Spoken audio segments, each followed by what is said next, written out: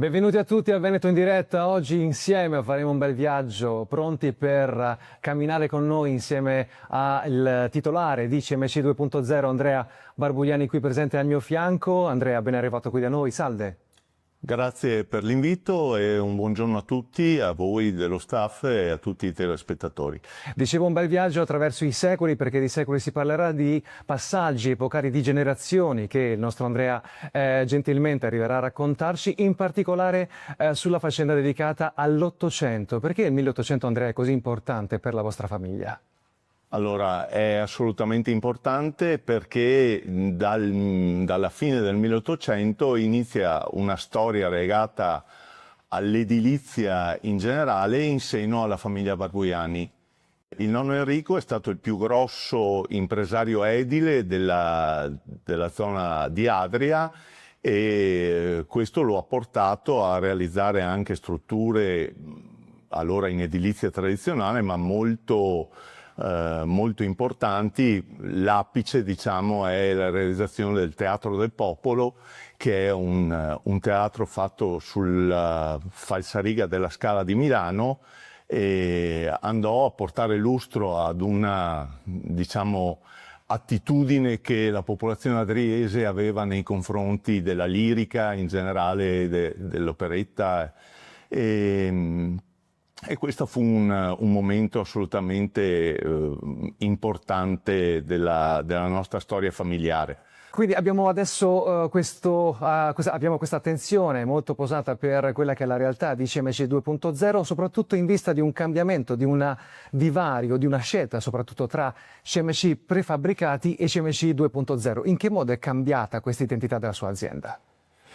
Allora, come sempre, qui si tratta di, lo dico con un po' di enfasi e di orgoglio, di far prevalere l'imprenditore, diciamo, rispetto alla figura di chi ragiona in termini molto asettici. Il momento è stato il 2007, anno in cui era iniziata il periodo della crisi nell'ambito edilizio, momento in cui mi sono trovato a dover prendere una decisione. Le alternative erano tirare i remi in barca, non c'erano problemi particolari per poterlo fare, o fare l'imprenditore. Ho scelto di fare l'imprenditore e attraverso tutta una serie di operazioni con dei collaboratori. Nel frattempo avevamo avvicinato il mercato e la zona della Lombardia di Milano con dei collaboratori reperiti in quel contesto.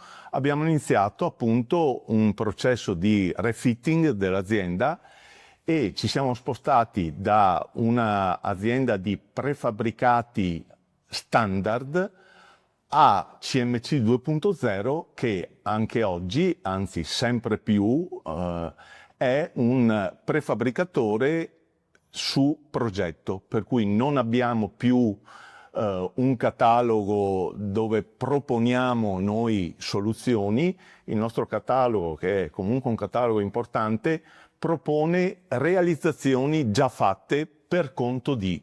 Mi permette, Andrea, a chi vi rivolgete? A cosa possono servire, ma soprattutto com'è il mercato dei prefabbricati? Allora, noi abbiamo un mercato molto di nicchia perché il nostro è un prefabbricato finito, per cui chiave in mano, e si rivolge a sostanzialmente 3 maxi aree. Il privato, dove con privato noi intendiamo i gestori di attività turistiche, per cui campeggi e stabilimenti balneari. Il pubblico, dove abbiamo le pubbliche amministrazioni, dove interveniamo con edilizia scolastica, edilizia sportiva e arredo urbano.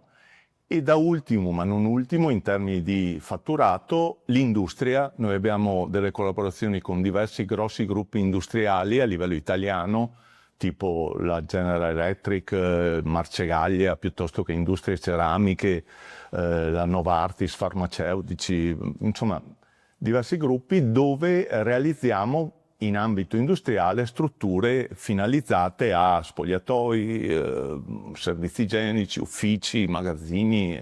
In questa fase di progetto dei vostri prefabbricati, Andrea, c'è un'attenzione particolare ad un binomio, cioè il design architettonico da una parte e attenzione al contesto. Come me lo vorrebbe commentare?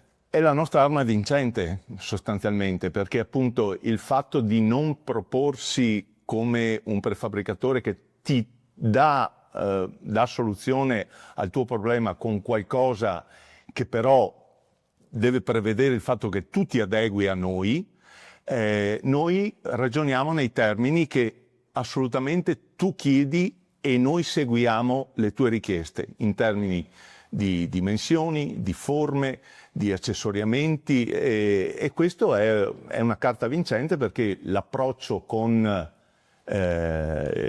l'interlocutore, il prescrittore di turno cambia decisamente. Beh, per questo allora la ringrazio comunque per averci dato questi dettagli, ovviamente odierni, in previsione di un ulteriore futuro, di un'ulteriore storia. Andrea, ci vediamo alla prossima conversazione. Grazie a voi. E per voi ancora grazie di essere stati qui con noi, come sempre pronti per la prossima edizione di Veneto in diretta. A presto!